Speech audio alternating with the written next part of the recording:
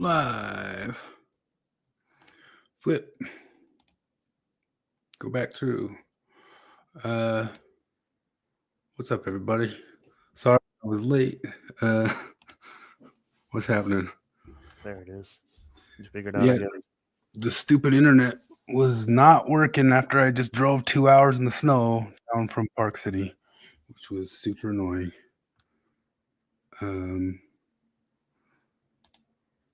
But let's see here. Audio's gotta come. Do you not hear me? I can hear you.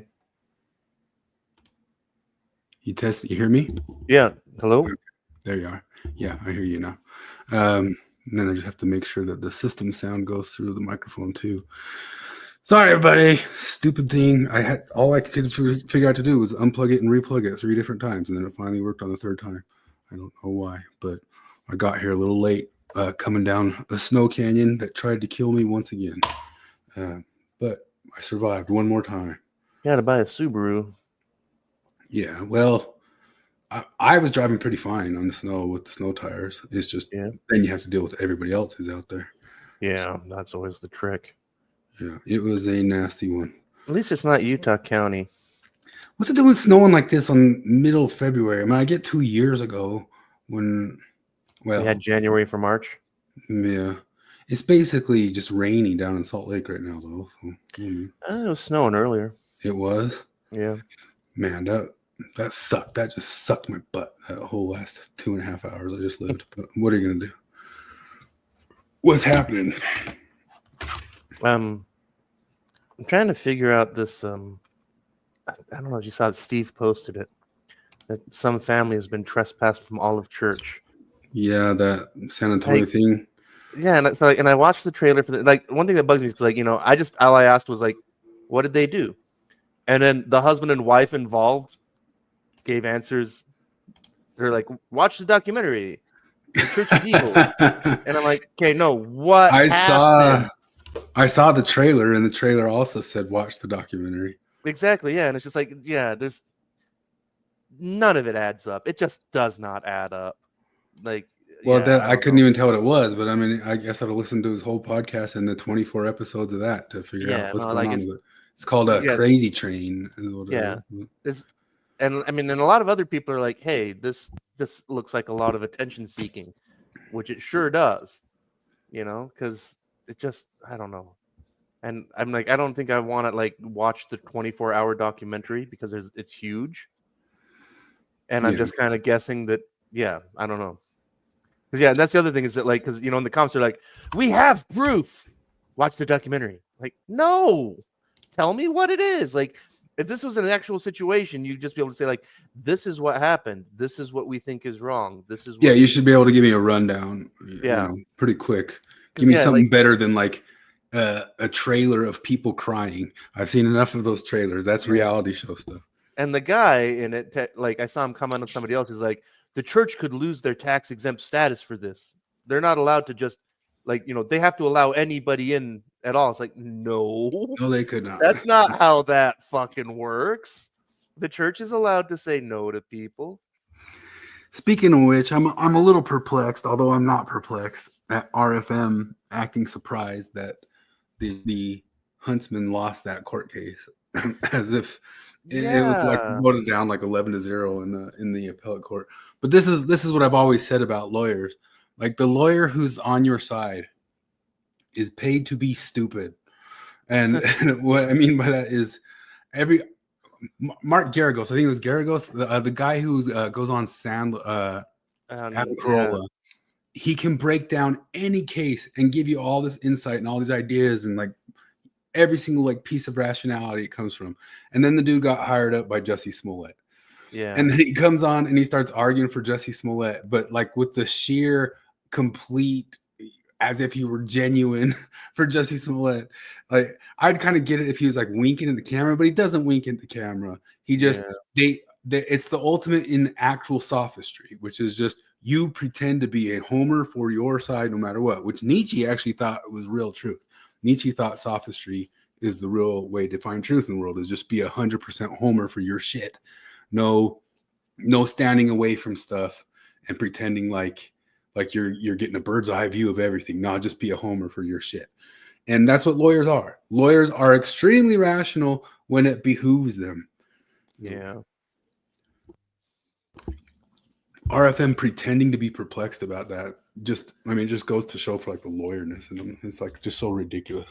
There was another kind of fun thing today is that one of the places where I work, because I work all over up and down the Wasatch Front, crazy homeless guy threw a rock. Yay! Crazy homeless guy threw a rock through a glass door. Yes.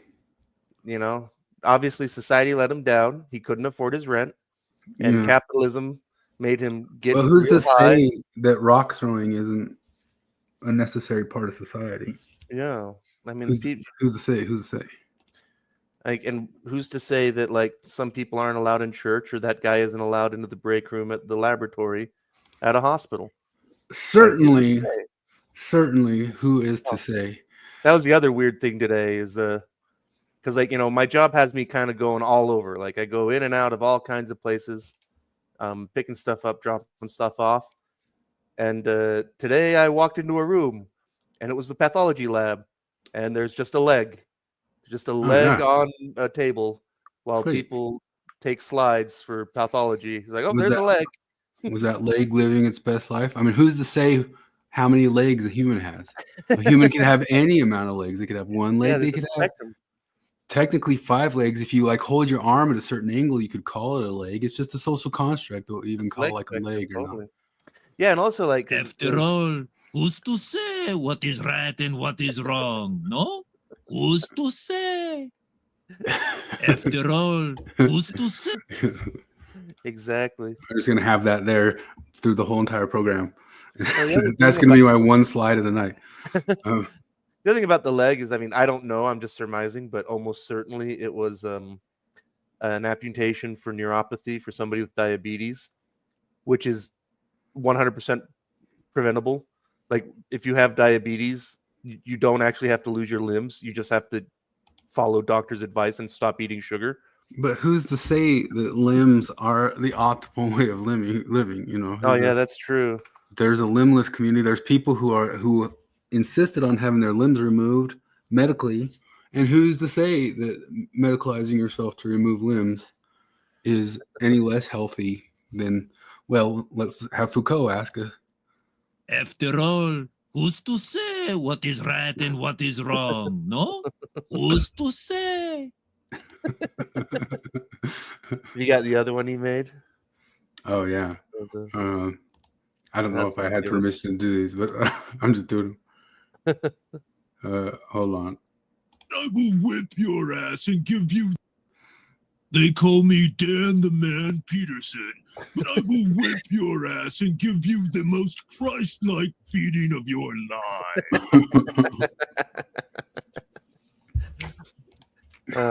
Exactly spot on. Yeah, Dan Peterson was the apologist that turned me off the most when I first got into that. When I had my faith crisis, just like Austin Fife's faith crisis, where I was like, no, maybe it's not true. Now I want to go back to church. I mean, that's an Austin Fife faith crisis, I think. Man. Yeah, I listened to the first part of that, and you guys aren't kidding. Like, yeah, he said he read memes or something like that. Yeah, I read some memes like Dawkins. Like I read some Dawkins. I became an atheist. I think he didn't know the name Christopher Hitchens. Did you read any Dawkins? No, I didn't read Dawkins, but I heard of Dawkins. But when he said like Christopher Hitchens, like I mean I don't remember exactly what he said, but his answer indicates that he didn't know what the name was. No, he was oblivious.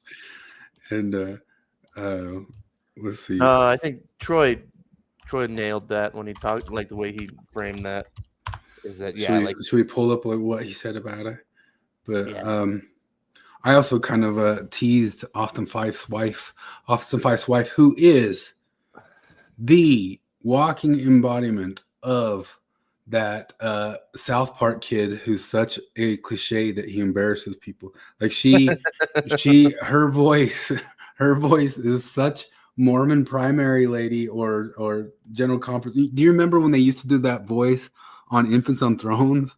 Like she has that voice, like the Infants on Throne voice. I've never heard her voice. Kyle Schwartz, that's the guy you're thinking of. Don't throw the ball so hard, guys. Don't throw it so hard. Like, please just don't be such a stereotype. I would like to tell you to stay away from pornography. She's just 100% got that. Let me see where is Steve? I can't find the stuff in his orders. It was a real recent video, or is that an old video? No, here it is. I found it. Yeah. Let's see what he said about Hitchens. Show the transcript. Come off it. What's going on? Did we warn him that we're doing a short one today? Did we warn the audience? Yeah, it's not going to be crazy long because I was stuck in meetings all freaking day and then stuck in a snow canyon of hell and death for 3 hours, and I didn't have time to prepare that much, although we could BS, but then Flip's got to be up and running in the morning, and Jared can't make it tonight. So we're going to try to do an hour and a half-ish, and we already lost 10 minutes on there. Control. Can you work from home? Is that an option? Yeah, but, well, only in the world of not crazy people. Let's see, Hitchens. Oh, that's right. Oh, man, then Hitchens doesn't come up in the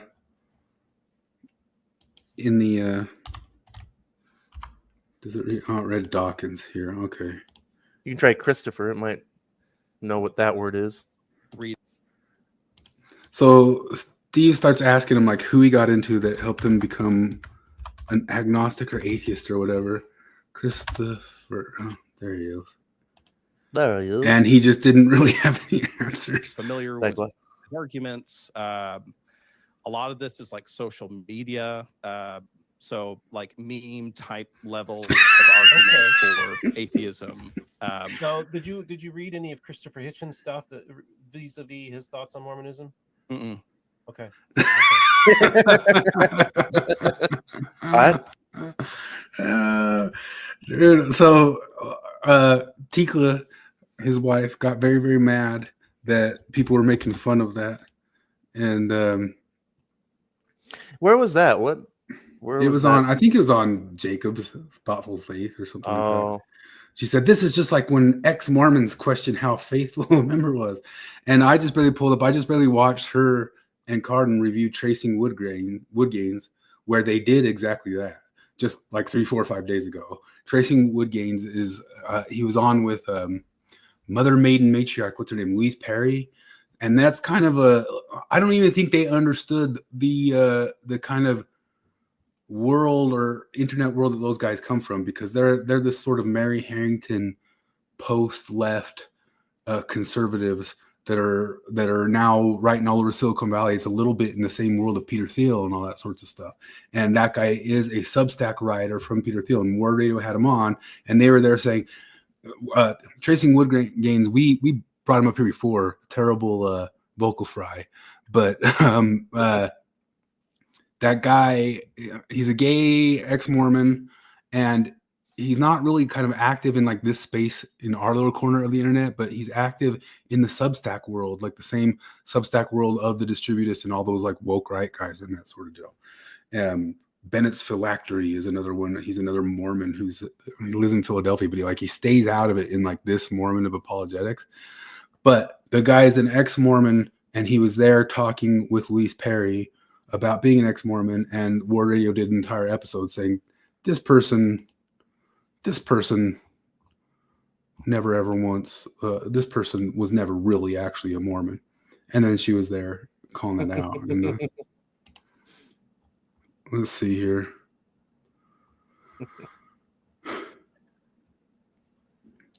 I mean, we can pull up the stuff that Troy said about it, but oh goodness, here it all is.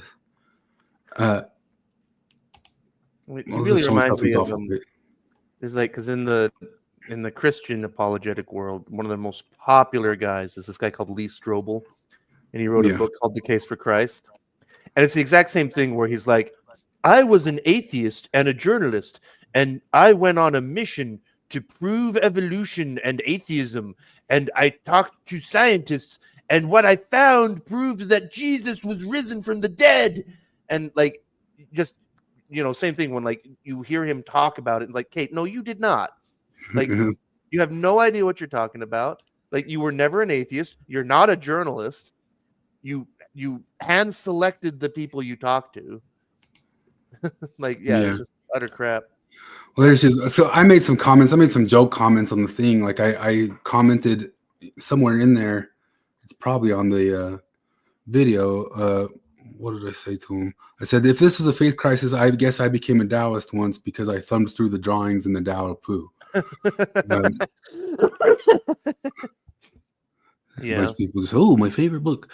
But it's here's Tikla saying to Steve, critics of the church in the comments are so intent on saying Austin didn't have a real faith crisis. It's so interesting how hard they gatekeep what it means to have a real faith crisis, seemingly completely ignorant to the irony of how similar they sound to the members who finger wag at former members by saying they never had a real testimony or they never would have left the church. Austin never had a real faith crisis or he never would have come back to the church. And so I just offered to her, I said, what radio would be the first to catch if an ex-Mormon, like, say, Chasing Wood Grains, which is the guy that they just covered last weekend, were asked about their past church involvement and responded with obvious shibboleths that give them away. For example, if someone claimed, I was first captain of the Gospel Doctrine Mutual Night, or I was Relief Society consultant and Elders Quorum Committee officer, or my favorite book was The Doctrine of Mormon Covenants, but I'm not familiar with this book of Abraham you mentioned, you yourself would be a vocal noticer. Then I like how Steve worded it that he just had a mental checkout of your faith for a few months. That seemed closer to the situation. And I recognize even that can be tough if that's real. It's hard for most to imagine a 2013-2014 atheism faith crisis just oblivious to the four horsemen of new atheism and saying he just kind of read memes. At least ones as credulous as you rightly were of tracing wood grains. Yeah, but they had this whole episode just 4 or 5 days ago of saying this guy wasn't a real Mormon, and just 100%, all of it. I brought her up before because I tried to listen to it because it is that exact voice of that was made fun of so much. We pulled it up before on the primary voice, the pornography voice on Man, they had one on NPR the other day I was listening to. Oh, man, that was fun. And the other day I was listening to NPR, and they had a whole hour with the New York Times reporter who specializes on tech billionaires and politics. And they talked about Trump, and they talked about Musk, and they talked about who's the other guy? What am I thinking of? But anyway, like, somehow they never mentioned Jeff Bezos or Bill Gates. Like, somehow those tech billionaires and their relationship to politics was not anything worth mentioning on the hour-long in-depth investigation onto the intersection of tech billionaires and politics. Yeah, so here's that episode where they just kind of cover by including the needs and hopes and dreams of all women, not just masculine women. All right. And so This I is think her. it's cool. And I think a lot of Latter-day Saint women resonate with what she's doing or would if they knew of her. However, back a little bit further. So she's been referencing the church a little bit in interviews where she'll kind of joke about how, if trends continue the way they've been, the only people left are going to be Mormons and Orthodox Jews or something like that, right? She'll kind of like joke about that. So she's clearly curious about our group for like anthropological reasons. Okay. She's fascinated by how we've managed to hold on to a high fertility rate and such, so on and so on. So she has a podcast episode entitled Understanding Mormonism. So I'm all excited, right? I'm like, okay, this is so fun. She's going to get to learn more about our faith. She has on this nobody. Sorry, he's not nobody. I'm sure he's great. I just want to preface anyone who goes to watch this episode, you're going to want to punch this guy in the face. Okay. So condescending, and he has the audacity to be an ex-Mormon gay man who decides that he's going to speak for Mormon women. And I'm just like, how in the world are you? I mean, she is wonderful. Like, I really. But I mean, I don't want to punch people in the face because they speak for us ex-Mormon atheist or agnostic men or whatever, but Austin ain't it. You know?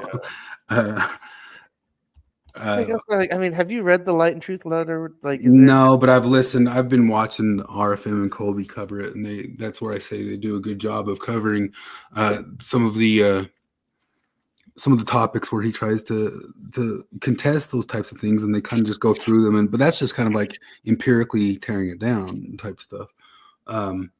He basically kind of does what you always recommend to people, is like, just say it's faith and light and truth, and you feel good there. Fine, I can't argue it. And so he kind of does that. So in some sorts of ways, he lands on the thing that you recommend people do.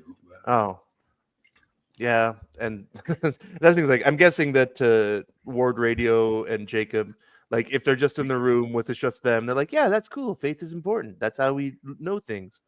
You know, that's one thing that I don't know. I think Jacob is particularly guilty of. I think all apologists are, because like we all remember how the church talked about faith in church, and then they pull this thing when, like, you know, when there's a non-Mormon in the room, they're like, "What? No, we don't. That's not what faith means. No, don't be so ignorant." It's like, yes, it is. You fucking liar. Yeah. I mean, because ages ago, you know. I just remember before I left Thoughtful Faith, I said something about like, no, the Mormons teach that faith is a belief without seeing. And Jacob's like, that's not at all correct. You have no idea, blah, blah, blah. And then you guys saw it, like, because I was in a ward house for a funeral, and I went to the gospel doctrine class, and they had the chalkboard still up from Sunday school, and it said, what is faith? Number 1, belief without seeing. Like, it was like they literally had them plotted out. Like, and like I had already left Thoughtful Faith by then, but if not, I wanted to send that to Jacob. Like, oh, you want to come with me to church and explain to these guys that they got it all wrong? Tell them that that's not what we think faith is. Yeah. Let's listen to this. I think this is where Steve kind of reworded it for. And again, I think, I mean, I don't. Could I say that you were mentally checked out of your religion for a few months? And then you kind of found your way back. That's what I think. And Troy gets so mad about it because he pulls up in other instances where he definitely tries to show that he had a 10-year-long faith crisis, you know, and no. Would that be a fair description? Yeah, mentally checked out, and then though I was going to church, I was an unbelieving member of the church for many months. Yeah. Okay. Many months. This was wow. Okay, so this is a period of months now. So now it's what? Let's just talk about the letter. What made you? I guess actually a question that somebody asked for me to ask you is, what is the purpose of the book? I mean, just what I said over on the Longhouse is just that, you know, if he had a faith crisis, good. If he didn't, he shouldn't lie about it. He didn't, or maybe it was just like a little one or something like that. Yeah. But his faith crisis is about the equivalent of my friend's daughter who announced she was a lesbian for a week after she went through a bad breakup, and then realized she was just mad. You know? So, but I'm gonna have sex with girls. I mean, I guess you got a book out of it. You know, I'm so mad at Jared just shared with us that meme or that girl who was like happy she was going to take away her sex from society for 4 years. And, oh no, you're taking, like, the incel man comes along and goes, oh, you can't have my wiener for 4 years until you get your politics right. Like, just the audacity.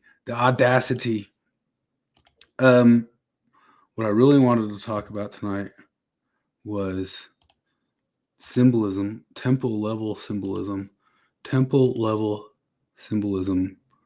of Kendrick Lamar. Yeah, I did not watch that.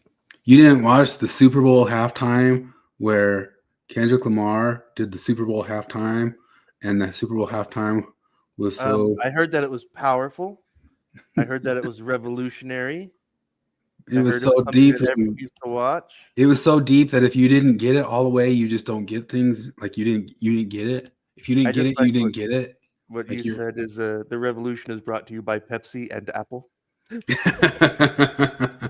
Well, I wasn't gonna jump right to that conclusion, but I was gonna get there.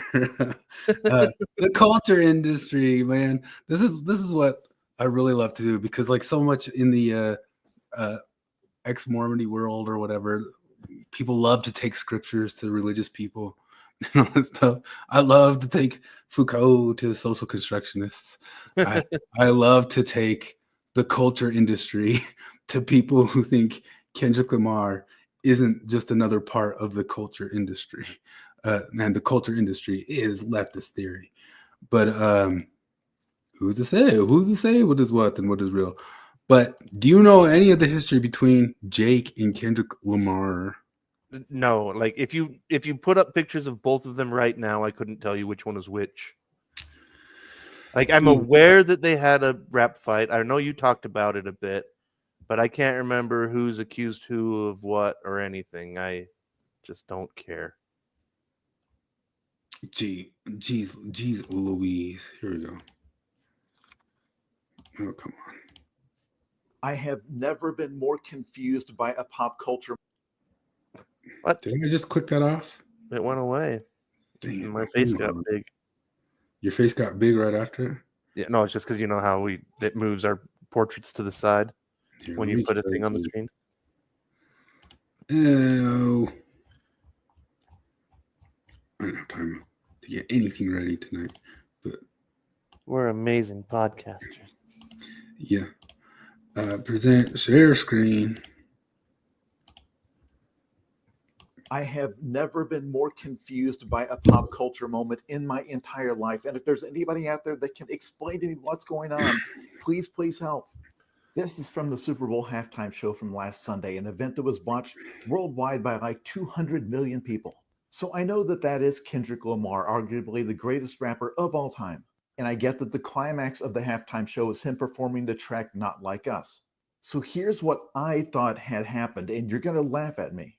It was my understanding that these two had a rivalry or a beef. And I'm not so out of touch that I don't know what a rap beef is. For example, I know whose hat that is on this album cover.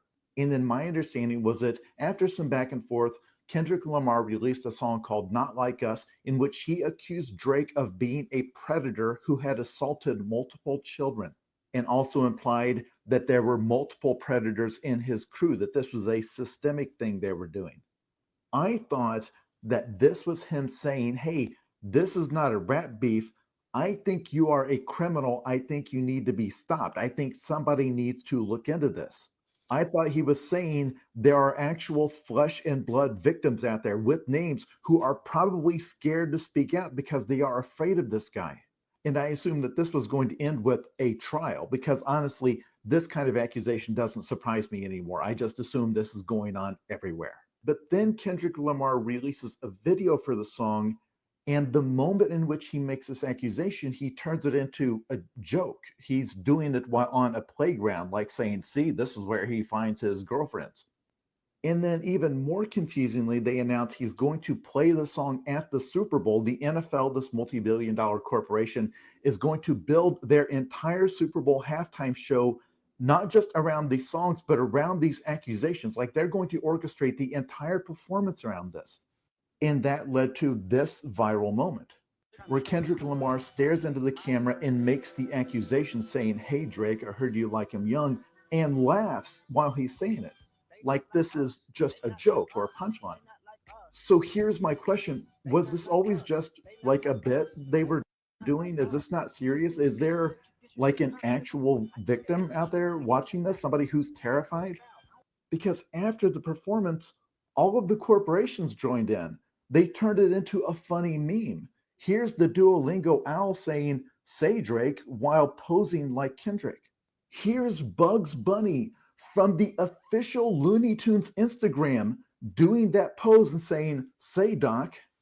Again, the rest of this sentence is, I heard you like him young. So was this always just a joke?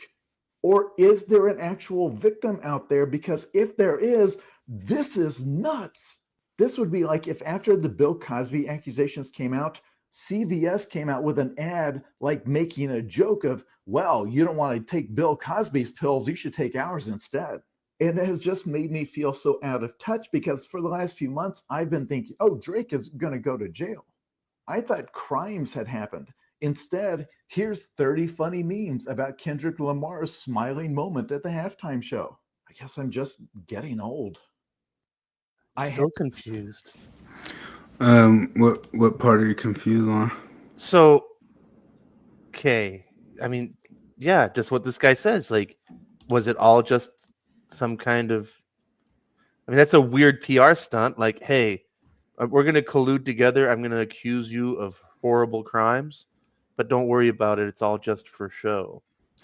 There's so much of it that... So, part of what I'm going to get out with this is all over TikTok for days and days and days.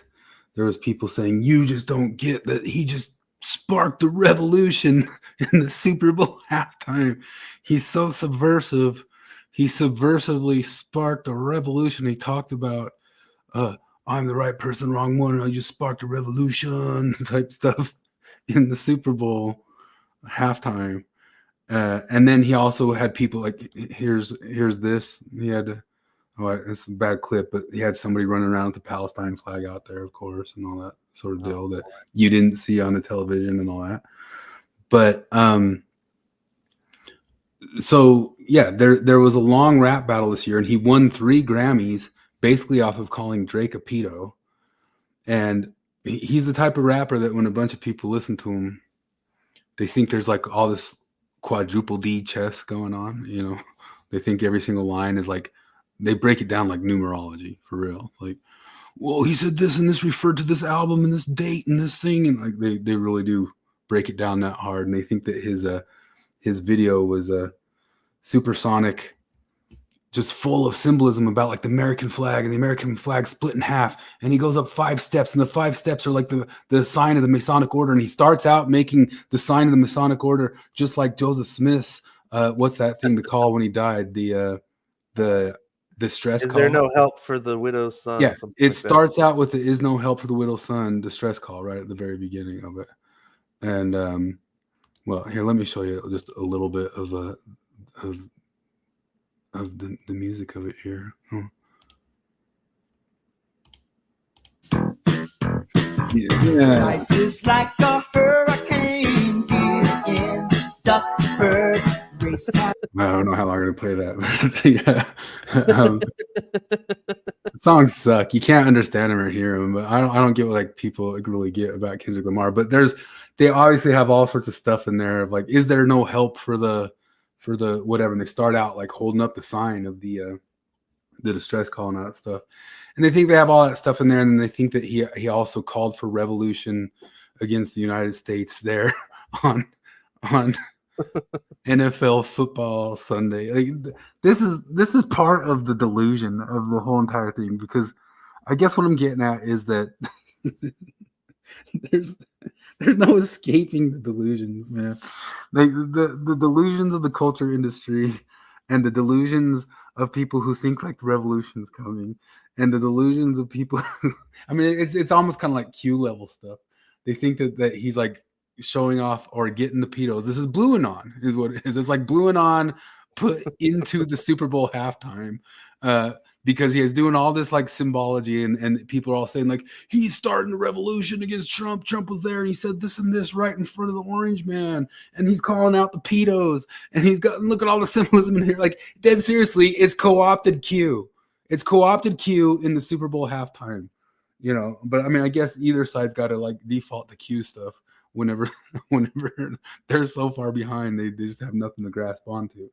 But yeah, Duolingo has like a little clip where they have like all their little mascots, and the mascots come out, and one of his little jokes that he says in there is you like to play the song in A minor. You know that old joke that everybody who ever learned about a B minor or an A minor ever used on people said like to make a minor joke. But I guess he's the genius who's come up with it now to call Drake somebody who's attracted to minors. But Duolingo has their little mascots coming out going A minor, and it's the weirdest thing on planet Earth. Just like he says, like, is this just meme level stuff? Like, have we just hit meme level pedo symbology in Like, in the I was- society? Is like cheese pizza is our Super Bowl halftime now? See, I was completely confused earlier today because NPR ran some article about how Duo was fatally killed by a Cybertruck. Yeah, then- so and I was like, show you what? that's about. Yeah, what is that? What does that mean? I'll show you. Hold on here. Here it is. I can't even lie. We all sat there and said it was over after what we watched K. Dot do with the Super Bowl, right?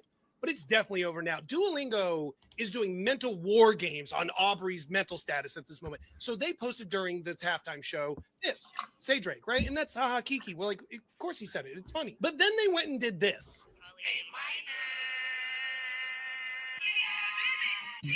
And we thought it was all fun and games, right? Nope. Then they announced that Dooley, the owl, has passed. He has died, which is hysterical because the OVO symbol is an owl. They're saying the owl is dead. And do you think Duolingo stopped there? Nope. They made it even funnier. They end up doing a video of this.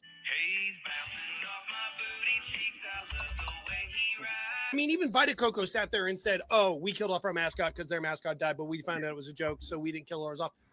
What? Everybody's involved in this thing now. I mean, even Netflix is posting the death of the owl. Netflix. Aubrey, listen, I need you to understand something. I know you got your I Need a Max Win tour happening right now. The heckling that you're about to get during that, just cancel it. Cancel it. Go in hiding, be gone for like 5 years, and then magically show up. Maybe it'll be over by then. Maybe people will forget. They won't. They won't. But maybe they will. Who knows? But it's over. There's a dead owl laying somewhere. I am Yeah. still so confused.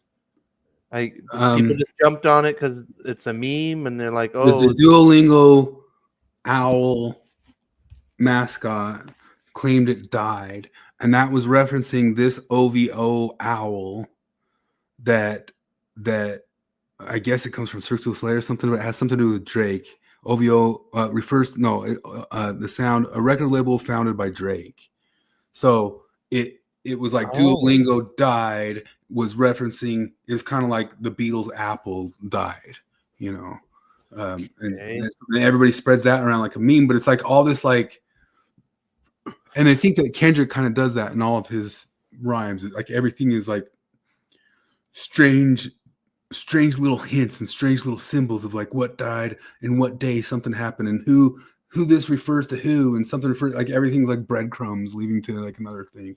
And everybody's getting all crazy super duper excited about it because I guess temple level symbolism never goes away. Yeah. so strange. Well, yeah, it's so goofy. And so then he did all that stuff, and people, if I just showed you a bunch of like different people on TikTok who were just over their minds impressed, like how stupid the people didn't realize what they were watching. Oh my gosh, they're so dumb. They just don't even know it just got dumped on them. And here's some people playing video of their family watching it. Watch this one.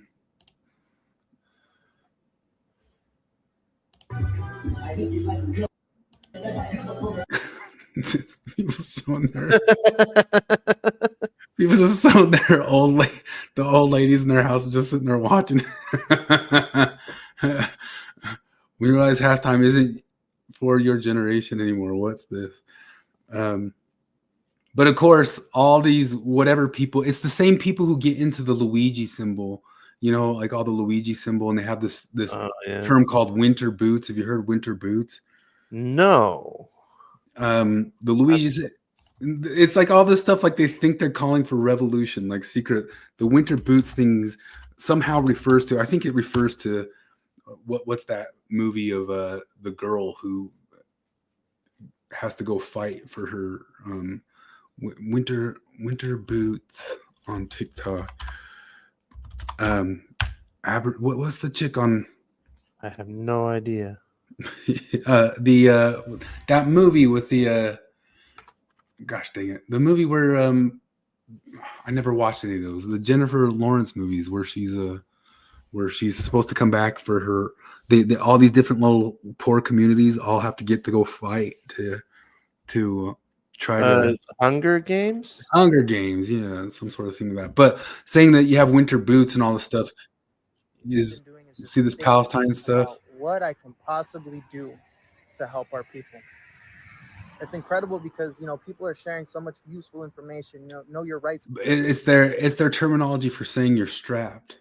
The winter boots is saying that you have a gun and now you're gonna go Luigi some person or something like that. And yes, cute winter boots.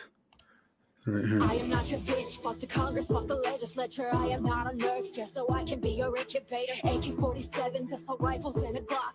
All the more protected than a woman screaming stop. And if you wanna fight, you got it, put them up, let's see them hands. 3.9 million women meaning you don't stand a chance. And this right This is all. It's all more. It's more delusional than any Mormonism ever. Like,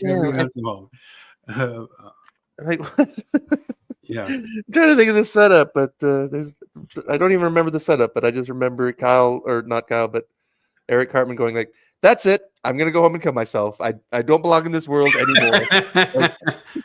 I'm just having that feeling like, "Yep, nope, this is not my planet anymore. I'm clearly not part of this." So this is FD signifier, and I've brought him up before on here. If you see that term signifier, you know you're dealing with the Deridian.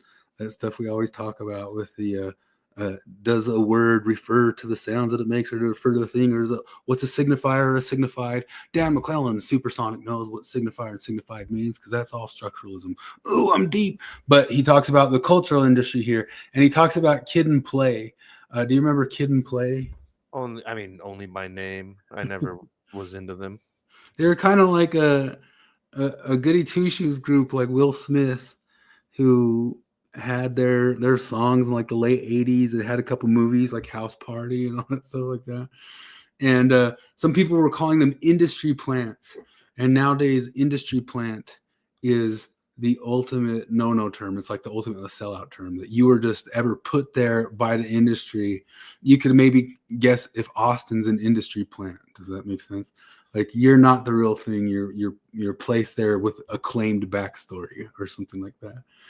And what he talks about is the culture industry, and that culture industry goes back to Adorno and Horkheimer, which gets into the concept of like all these things just become part of industry and get sold to you as if they're grassroots. This astroturf crap, you know what I mean? It's not nothing in music has been real at all, and I'll get into more about how this has been exposed in the USAID stuff very, very recently. If you watched Mike Benz on Joe Rogan just in the last 12 hours, I've seen a couple of clips, but man.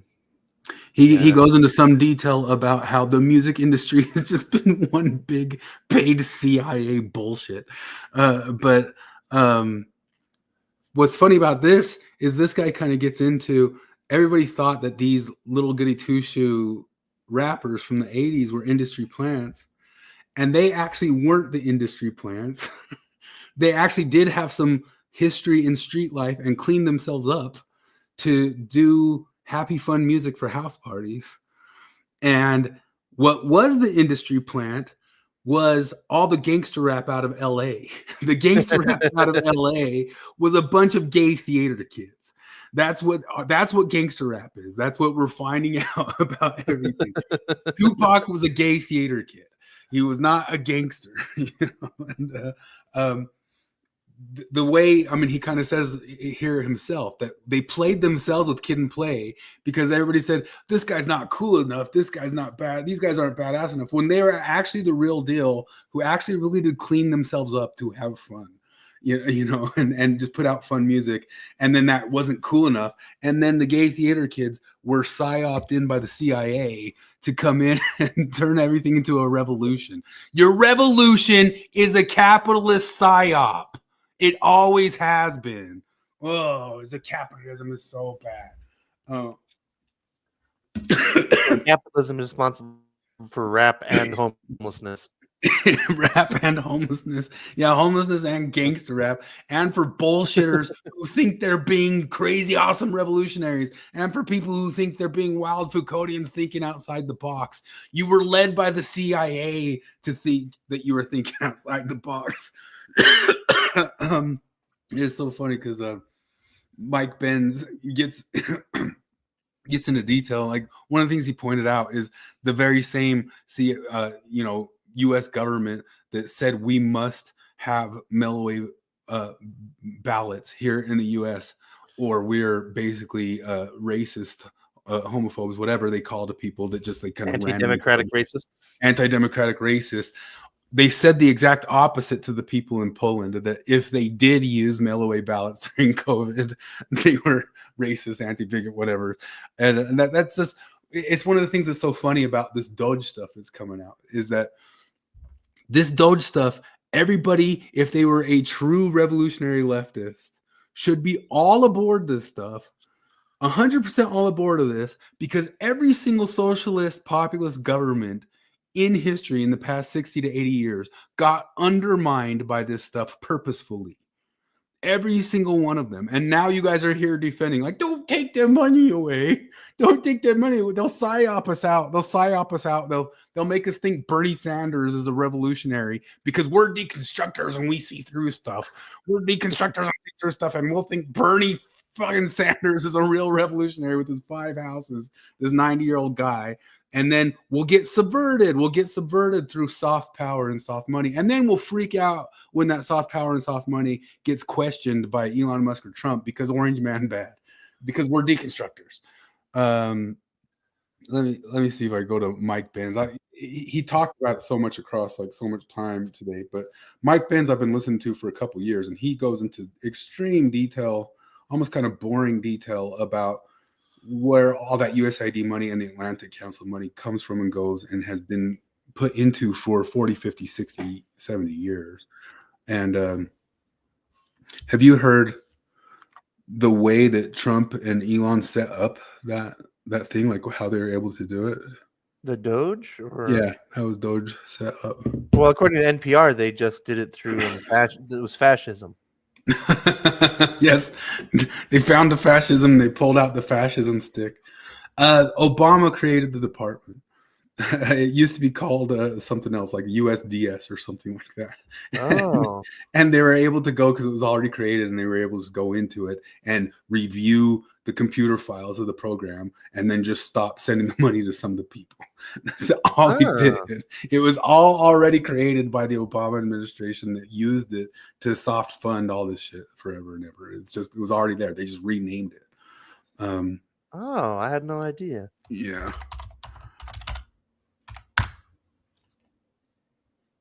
Let's see here. Somewhere around the 210 mark. Boy, oh boy, do we deconstruct stuff so well, because we're super deconstructors. We're not being played anywhere by anything.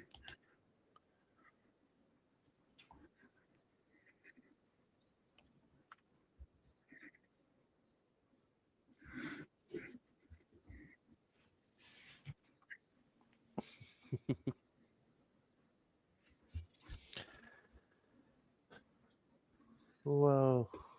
Are we supposed to be seeing something? You weren't seeing it? Gosh damn it. There we go. Now try it. That's I'm what they call base. Do you hear it? Yeah.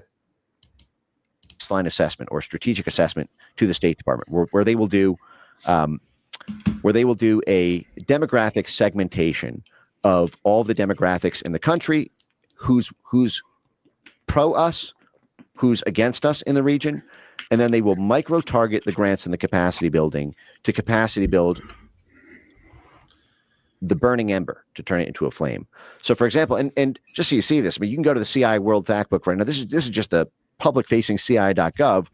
You can type in a random country like Burma on just typing CI, World Book Burma.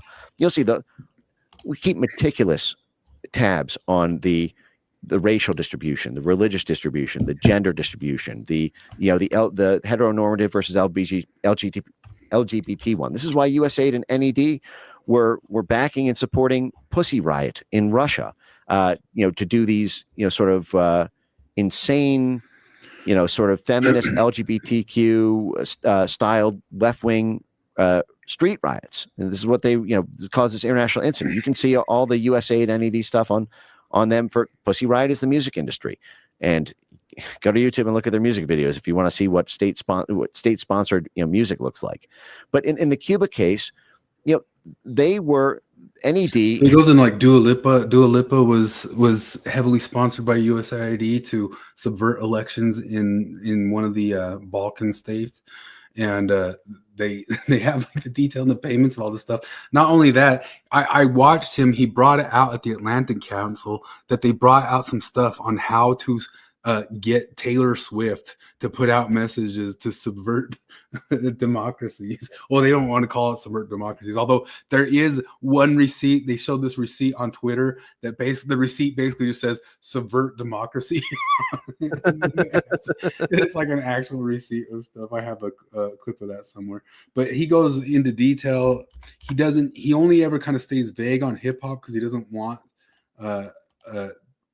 to call it out directly or say what it is, because he keeps saying, Joe, don't make me say it or don't make me talk about it. But he talks a little bit about how the gangster rap stuff was completely backed and funded by CIA stuff, and there's a reason why Ice Cube and all those guys just went on from there to become movie guys and all sorts of deals. They're just not gangster rappers, and they never were gangster rappers. Like, you've seen that FD signifier thing. We've been living a lie. Everything's been living a P Diddy lie.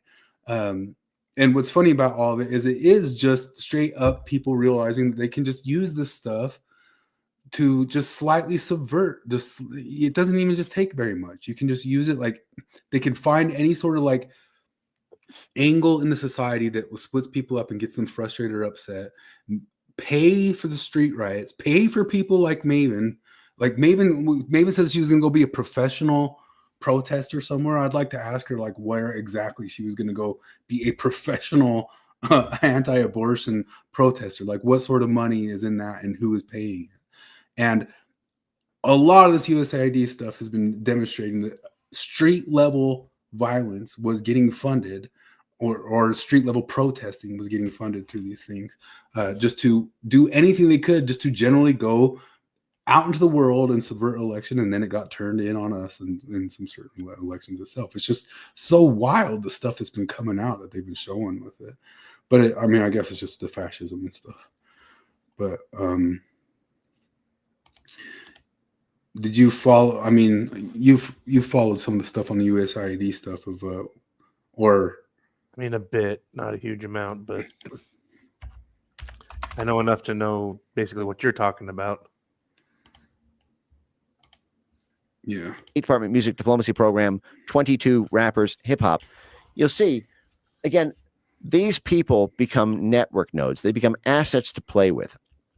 And, an incredible example of this that I hesitate to discuss here, because I know that the organization that these documents leaked from is contesting, these documents, but there's evidence to suggest the same play around recruiting the hip hop artists in Cuba, and in also, here you go. Breakdancing news: diplomacy meets hip hop as 22 artists visit the U.S.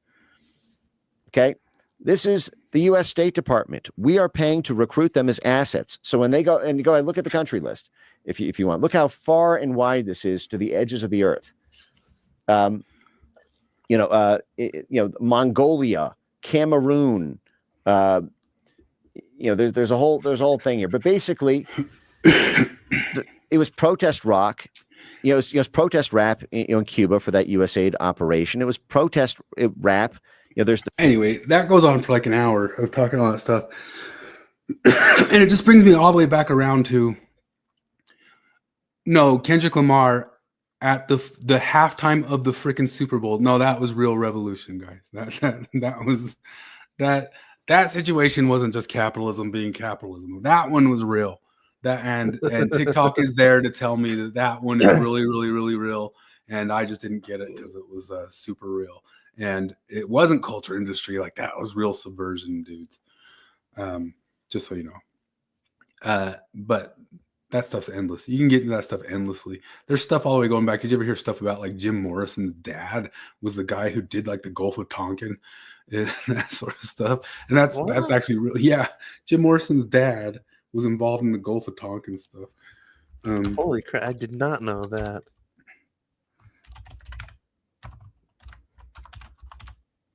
Yeah. Was a rear admiral in the United States Navy who led the U.S. Naval Force in the Gulf of Tonkin incident. Jim Morrison's dad. Wow. Yeah, there's so much stuff like that. It's unreal. And if you ever listen to Kurt Metzger, he's almost lost his mind on the stuff. Like he goes so far down rabbit holes of all these different things.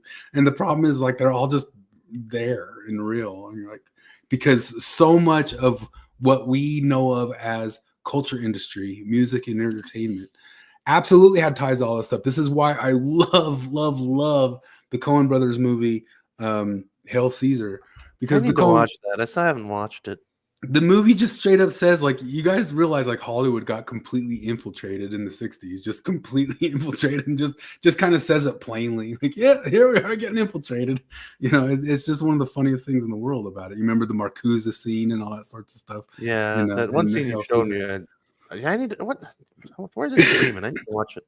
I have no idea, but definitely watch Hail Caesar and just see how it's just openly like, look, Hollywood's just getting infiltrated by these ding dongs, and yeah, and it was always just loaded with CIA stuff, and it leaves me kind of wondering, like, has any amount of anything been actual just grassroots goodness? Like, was any goodness that we got just accidental because the goodness aligned with some sort of CIA necessity? You know. I have no idea, but the war. What about the game? Did you watch the game? Most of it, which is like, yeah. I mean, I generally only watch one football game every year, if I watch any at all, and it's the Super Bowl. And usually, all I hope for is for an interesting game because I have no loyalty, and it was not an interesting game. I mean, it was such a one-sided blowout. It just wasn't interesting to watch. So I was born. I became a Chiefs fan at a very young age, and I have not been able to watch them in the Taylor Swift years. It's too embarrassing for me. I generally just can't handle it and can't deal with it. And on top of that, even though the Chiefs lost, I do think the Chiefs got. I watched a bunch of stuff and even saw some statistics on it. I thought they got overly favored by refs over the past several years, enough to sway games quite a bit. Yeah, I thought they did. I mean, I think they do that too, because there was a major money swing to having Taylor Swift involved in that stuff, especially last year. Oh yeah.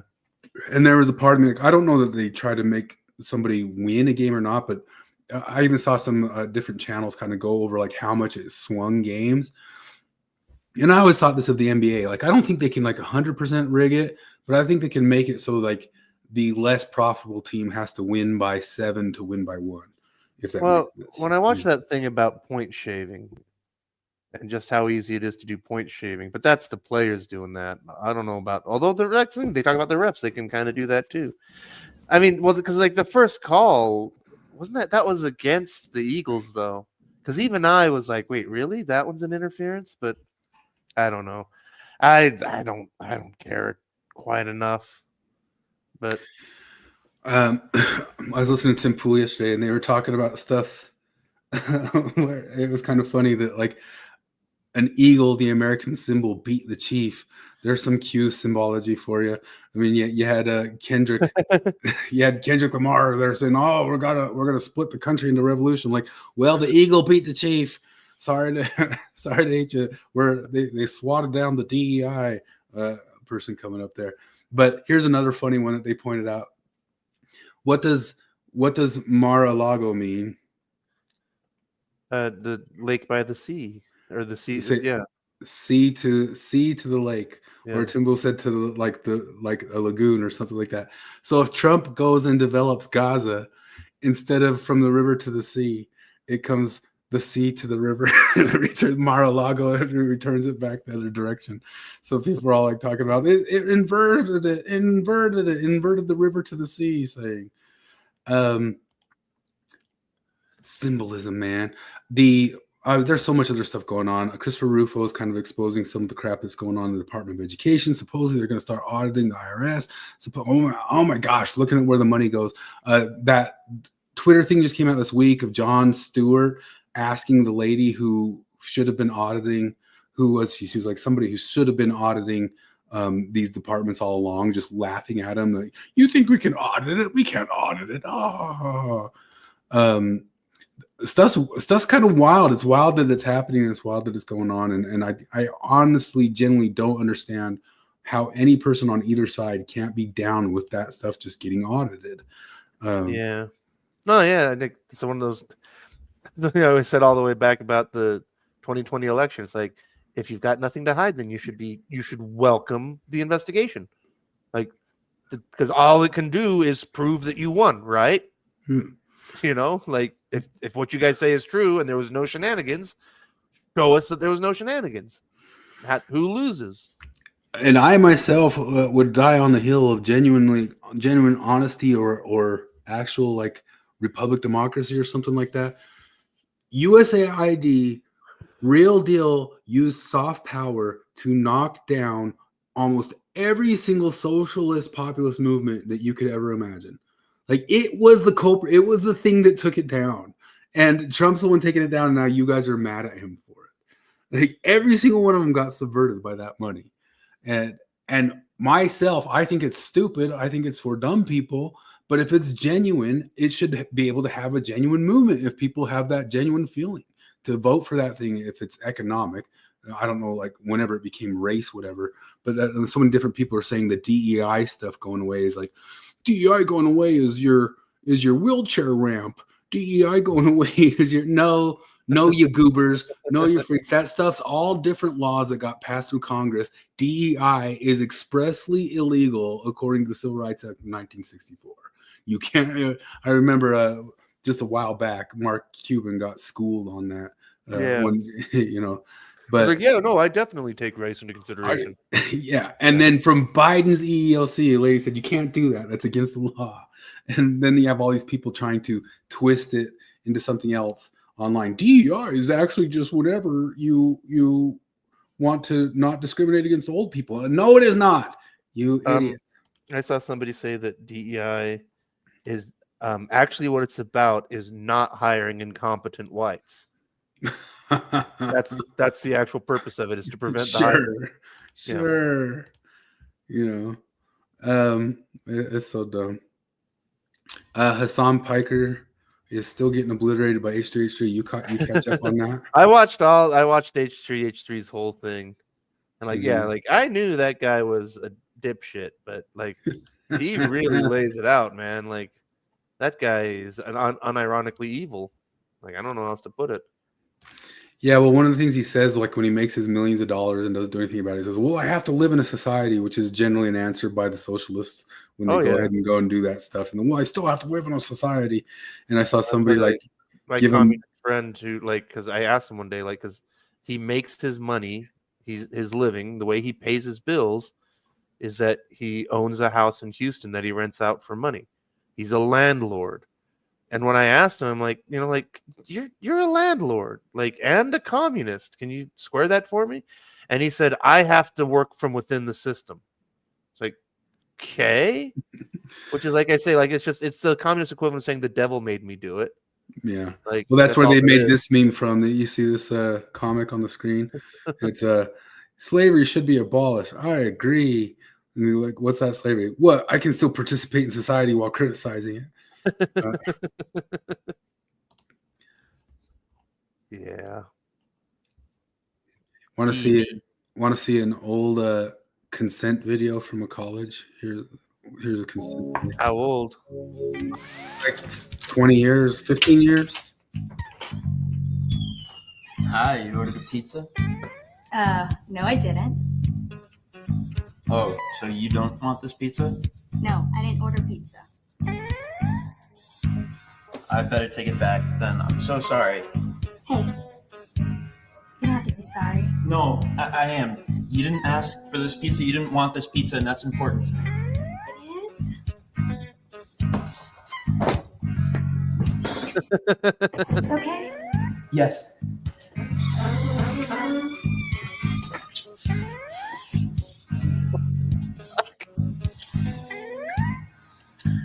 Is this okay? Yes.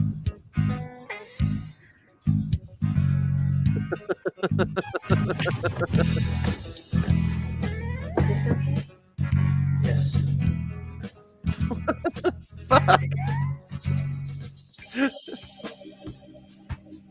Consent is sexy. That's all that matters.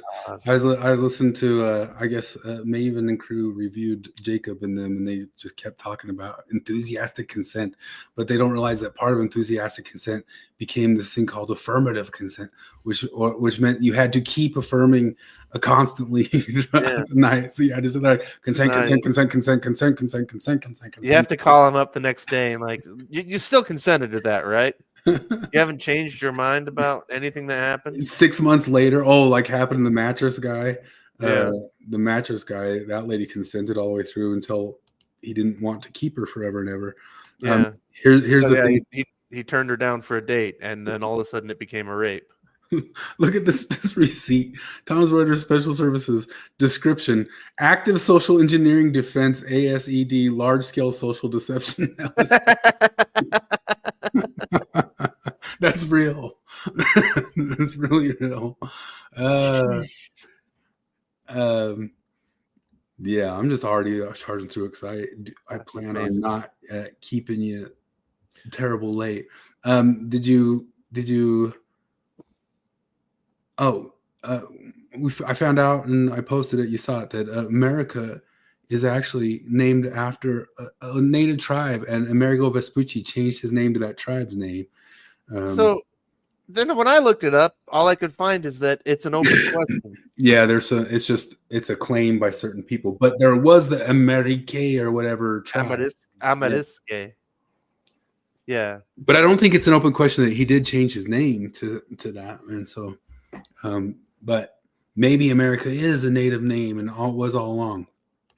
Here's some stuff that I know. Chilling footage has emerged this morning of a New South Wales health doctor and what appears to be his nurse claiming to have killed Israeli patients in a Sydney hospital. Watch the shocking video, then share it, and then help us hold the pair accountable by signing the petition at terrordoctor.com. Take a look for yourself. You know what? Oh, shit. How are you, man? Good, how are you, my man? Pretty good. Are you a nurse, a doctor? I'm a doctor, my man. A doctor? For what? In hospital. What about you? Where are you from? I'm from Israel, from the Holy Land. You know what? I'm going to be really honest with you. All right. I'm going to be really honest with you. You actually got a really, really beautiful eyes. Thank you, man. But I'm so upset that you're Israeli. Like, eventually you're going to get killed and you're going to go to Jahannam, inshallah. Like, these pretty eyes, they should stay in this world for longer. Why do you think? Why do you think I'm gonna get killed? It's Palestine's country, not your country. You piece how are you? Shit. What's your name? One day, your time will come and you will die the most.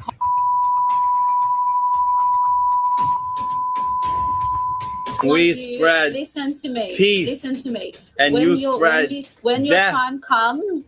Yeah, free Palestine. I've seen like 15 of these. Just that guy's in Australia. Yeah, there, and he said that he killed. Well, I'll show you. He says he kills his patients. I have no idea how many Israeli Khara dog came to this hospital, and I sent it to Jahannam. I literally sent it to Jahannam. Vile, dangerous. Yeah, there was like this other clip of this family that were singing a song about giving juice to their kids, and the juice was the blood of the Israeli kids and stuff like that.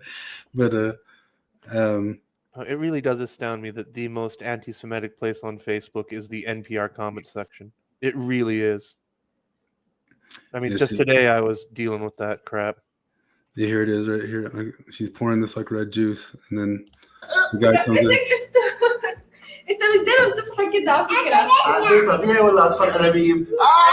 It's the natural blood of the children of the war. They high five each other. Can you imagine, like, if like part of Mormonism growing up was like cheering also murdering like another group of people? Like, what if that was a part of the Mormonism experience? Well, like I mean, there's a Wikipedia article on Tomorrow's Pioneers, which was the kids show. You know, it was the famous Palestinian Mickey Mouse. And like you can read all of the plot of the episode synopses for all episodes of that show. Yeah. And like it's very, very plain that it's all about teaching the kids about, you know, you need to get your AK-47, and when you see a Jew, like they gotta go. Like it's they're like it's just very nice. Like they're not hiding this. They're not hiding this at all. No. But I mean, I saw enough of them this week because like a bunch of people say they get, you know, they watched stuff in Palestine and they saw some bombs blow up, so it radicalized them. But I don't know why it's spreading around so much, but so many of them have just so outwardly said such vile things lately that I'm just like, okay, I can't even deal with you guys anymore. I'm not. I mean, I feel sympathy for a baby getting killed if you guys get them killed. Like if you guys get your little children killed for your bullshit, I feel bad for those children. But I don't feel bad for you anymore at all. You know. Well, that's the thing that cracks me up also is because, like, you know, you've seen me do it a bunch of times where I always say, like, you know, what's your favorite part of the Hamas charter? You know, and it's funny because, like, the handful of people that even know what I'm talking about, it's amazing. They all go like, you clearly haven't heard about the new charter in 2016 that is completely different. Because, like, all they did is instead of saying we're going to kill all the Jews, they said we're going to kill all the Zionists. That's literally the change they made. But also, they never acknowledge that up until 2016, the charter just said we're going to kill all the Jews. Like, and they act like the new one is like, no, it's completely different. Zionist, not Jews. Like, yeah, they don't make any distinction between Zionists and Jews. Like, and you know that because of what they say and do. Stupid. But so they make a car instead of from the river to the sea, Mar-a-Lago, over in Gaza. This is Big Balz. Did you hear the story of Big Balz? No. You didn't hear the story of Big Balz? I didn't. I was wondering what the name of the show was about. Oh man, Big Balz. David Hogg. Well, David Hogg is just appointed, but this kid is a kid. He's like a genius whiz kid about algorithms and stuff. And Elon hired him to go into the Doge program and go into USAID and put his computer algorithms in and pull out like a bunch of the stuff. So he's just like this like whiz kid who went in and helped yoink out all this information. And of course, some sort of journalist like from Politico or something went and doxed his internet history, and they found on his internet history that he had an internet history of saying his name is Big Balz. And all over CNN everywhere they were saying Big Balz. What do you do about Big Balz? Big Balz is there doing Big Balz stuff. It's some of the funniest like clips you'll ever see. But it was also a lot of people viewed it as a turning point because as a young kid, 12, 13, 14 years old, he had racy stuff on the internet. And when it all came out, and even some of it was like, say no to the Indian H-1Bs and stuff like that, that when they went to fire him, JD Vance came out and said, no, we're not firing him. He said stuff on the internet. Who cares? Which people pointed to as like a really big moment because it's like one of the first moments were saying, no, you guys can't just dig up history and we're firing people anymore. And JD Vance, who maybe had all the reason in the world to be upset that he said something like that because his wife's Indian, he said, I'm not firing a kid because 5, 6, 7 years ago when he was 13, said something racy on the internet. We're not doing that anymore. So a lot of people pointed to it as like a changing moment. Let me see if they show the highlights here. Always look forward to our Friday conversations. Great to have. Where's the clips where they talk about the Big Balz, man? Security numbers and other private financial information. That's not gonna be it.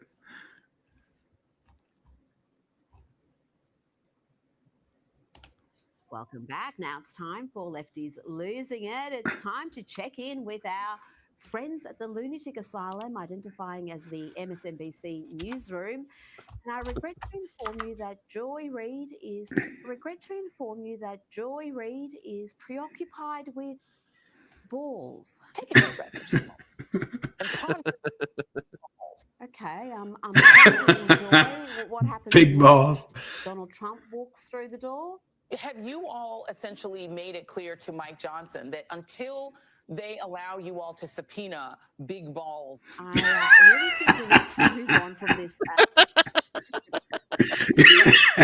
It's some of the funniest stuff. About nothing else. Thanks for joining us. We begin tonight with Musk and Big Balz. Big Balz.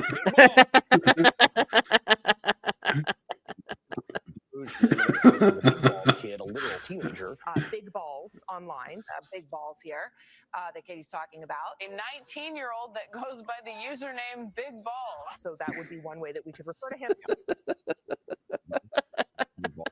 Who among us doesn't? Big Balz. We just saw Joy Reid's co-anchor at MSNBC, Rachel Maddow. I wonder what else she's pondering other than Big Balz. All Republicans in the Senate voted tonight to advance the nomination of Tulsi Gabbard to be Director of National Intelligence. You know, Scott Adams had something that he pointed out, and I think it's true. If you watch Joy Reid and what's her name, Rachel Maddow, when they blink one eye at a time. It's like you can see some like craziness in them. It's like they don't blink both eyes together. They blink one and then the other eye. Weird. And if you notice it, you can't unnotice it. Here you go. Let's let this guy wrap it up. Was probably the greatest piece of art we have seen since Shakespeare. I don't think you This guy's serious. This isn't ironic.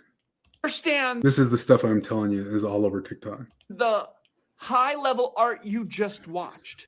The Renaissance painters, Shakespeare of the time, they criticized the government and culture and famous celebrities all in one performance, in one painting. And that's what They're heroes. like. This is what art is supposed to look like. This is how they used to do art during the Renaissance period. The moment we saw Samuel L. Jackson, like you knew, right? Like you knew in your gut. Like this is high level art. No way. That's real. And there's people all over saying it. There it is again. I'm gonna hold tight to the time frame. It's aeroplanes, it's a duck blur. Might solve a mystery or rewrite history. It goes right in line with it. It's so crazy. Whoever did this is doing real art. This is, You know, they were out there dancing on X and O and triangle and square, and that's Kendrick saying that you're being played like a game. oh, deep. It's saying the U.S. is playing you like a game. It just, I mean, it takes me back to high school when people were like, "You don't like Rage?" I'm like, "Yeah, I don't like Rage Against the Machine. I think they sound awful." And they're like, "But they talk about like social issues in the government." I'm like, "Yeah, they're idiots." Like, I don't need a terrible rock band to tell me about social issues. Frankly, like if this is where you're getting your news, that's really disturbing. But fact is, that is where they were getting their news. Yeah, I mean, it all goes back around to what everybody's finally noticing about Hassan Piker, which they're only allowed to notice it after H3H3 tells it to them. That's something that you always notice about this stuff is certain things are only allowed to be noticed once somebody on your side admits them. Like when Jon Stewart was the one who said the Wuhan lab in China, and then suddenly they were all allowed to talk about it, even though everybody else with half a brain had already been saying it for a year and a half before that. Yeah. But when Jon Stewart said it, it was finally allowed. But we'll end on it on this because it's the same thing with Rage Against the Machine. That's a perfect poll because just like the gangster rap, just like Hassan Piker here,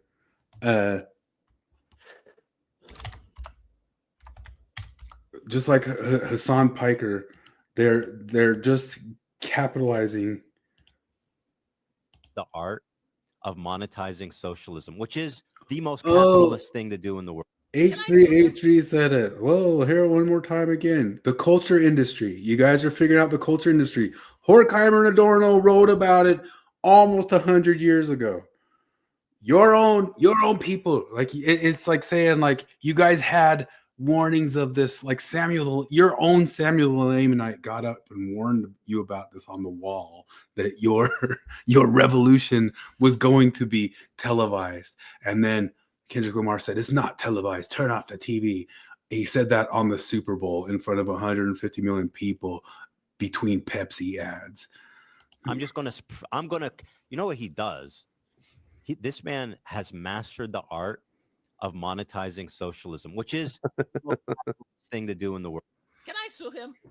Do I have like a lawyer? Like I know a lot of. Oh, is V still around? Content creators are in lawsuits right now. What is it? Smash JT, another anime review guys. He's also like talking with Legal Mindset.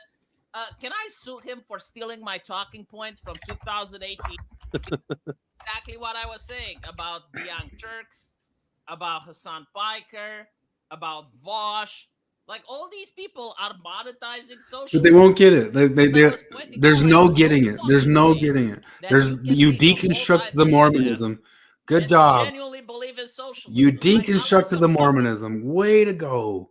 And you're being sold on the Super Bowl your revolutionary symbolic messages.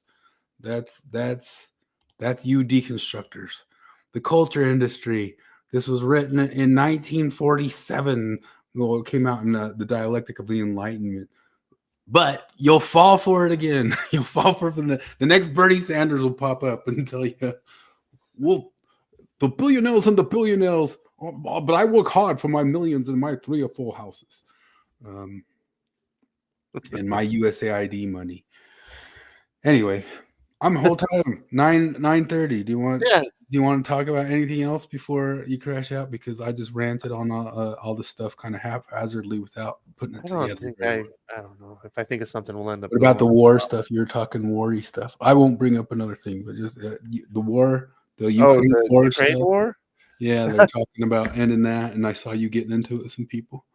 Well, I don't know. I was specifically thinking about there's this YouTube channel that like every single day for the last 2 years, they put out a thing titled like Putin is finished. Like Russia is out of troops. And like just literally like calling declaring that Russia has lost. And they've done it every single day for 2 whole years. And it's just so like, how long do you guys think you can keep this up? But I guess, like everything, there's enough people eating it up that it keeps them going. I don't know. That situation is really interesting to me because like, in the interest of justice and whatnot, like it would be nice to like if they could make Russia give back Crimea. But like apparently the Trump administration, their whole thing is like, no, Crimea is gone. You got to give that up. But like if they can actually like this is the thing that's the thing that cracks me up is they're looking at they can maybe actually negotiate an end of the war. And everybody on the left is acting like that's a terrible thing. Like, wait, really? Like especially like if because I think the Ukraine still has Kursk. If they can go back to the pre-war boundaries, isn't that a good thing if the war's over and Ukraine doesn't lose territory? Isn't that good? But not if you're a Democrat. It's bad because Trump. Well, if that thing continues on, it will just end in the exact same stalemate for $1 trillion more dollars and 1 million more lives. Well, yeah, and that's the other thing is that the American media, I mean, because I've seen a lot of rumors. Again, like I don't know, I only hear what people talk about. But the Ukrainian losses have been devastating. Like, that's one thing everybody talks about is that Russia has like 30 times the population or something, whatever, of Ukraine, and they can keep going for a long time. Do you think there's an actual real number if I type in how many have died? Oh, geez. Do you think it's trustable at all? How many? 57,000 killed, 250,000 wounded as of February 2024, according to Wikipedia. How many? Another one says 45,000. I don't know what you can trust. 14,000. Russia's military casualties, the officials said, are approaching 300,000, and Ukraine only 50,000. Like, I didn't killed and wounded. Numbers. Oh, that's killed and wounded. Yeah, I don't know. It's so hard to say. Like that seems kind of low to me, considering just how bad it is. And like I don't know, you've seen those videos of the drones, how they're using the drones for bombs and Ukraine stuff. confirmed 31,000 of its soldiers killed. I mean, that is nuts. Because like, I mean, Vietnam was what, 50,000? That's what we lost in Vietnam, was 50,000. I think so. And that war went on for 10 years. This war's only been going on for 3. Huh. Yeah, I wonder. I don't know. That's the thing. Like my brother said back when he was a real historian and not a woke dipshit. They always talked about how like we only learn the truth about a war when the generation that fought it starts to die. Like, you know, and that there really is something true about that. It's like it's when they get old and they start talking. That's when you start to find out the realities. Yeah, of the it's war. it is all fog. It's like straight fog of war stuff. Yeah, for sure. Alrighty. U.S. deaths in Vietnam. I saw Victor Davis Hanson just kind of go over all the deaths of all time of all the wars and how fentanyl's killed way more than all of them like already. Oh yeah. Well, I mean, that was the thing like I learned about World War II a long time ago that is mind blowing. Is that you know, because like especially in America, like we won the war, we were so brave and we sacrificed so much, and we were so good at winning the war, and the Soviet Union literally lost 50 times as many people as we did. like no, they're the ones who won the war. It was like the main theater of it was definitely over in Russia. Yeah, no, like because like America, it was about 500,000 casualties or dead, not casualties, but 500,000 dead, and the Russians lost 25 million. It looks like it was right about 60,000, 58,000 that died in the Vietnam War from the U.S. Oh. But yeah, well, I mean, we did it in under an hour and a half, and next week Jared will be back, and Jared will be back, and I won't be snowed in up in Park City. I seriously was snowed all the way up the top of a mountain, and it took me 2.5 hours to get down. I didn't have any time to really prepare the stuff, so. Yeah. I apologize. We were late and scattered, but we still were able to talk shit. We put one in. We still put in the shift. We got it done. So thanks for hanging out, everybody. All righty. All right. Later.